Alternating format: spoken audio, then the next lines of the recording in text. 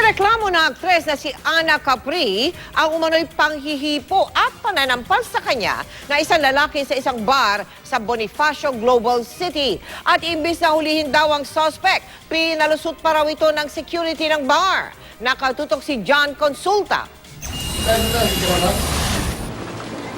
Kasama ang kanyang abogado, nagtungo sa NBI ang artistang si Infan Avanica na mas kilala sa pangalang Ana Capri para isumbong ang nangyaring sexual harassment sa kanya. Kwento ni Capri, nagtungo daw siya at kanyang mga kaibigan sa sikat na Palace Pool Club sa Bonifacio Global City pasado alas 3 sa madaling araw noong linggo. Habang nag-charge ng kanyang cellphone, bigla na lang daw may lumapit na lalaki at hinawakan ng kanyang likuran. Sa tingin ni Capri, nasa 50 taong gulang na raw ang lalaki at may taas na 5'7". Dumiretso talaga siya. Tapos mamaya bilang may gumanon sa akin. Ganun ko na siya, what's your problem? Why you carry my ass? Ako nagulat eh. Kasi pag gano'n, ako bilang, ako nakakita ng star. Sabi ko, ha? Dito. Pag gumanyan ako, so ako ito parang na-shock.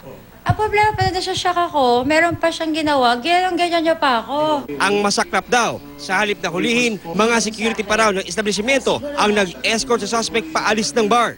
Yung bouncer, hinatid pa talaga siya, sinakay pa talaga siya sa kotse niya.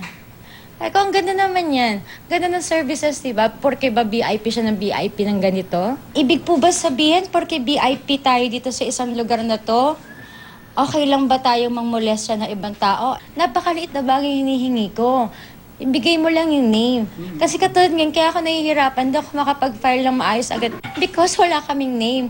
Sinisika pa ng GMA News na makuha ang panig ng pamunuan ng Palace Pool Club. Ayon sa NBI, hihingi sila ng kopya ng CCTV ng bar para makatulong sa kanilang investigasyon.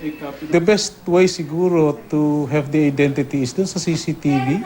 Hopefully the club will cooperate in the conduct of investigation.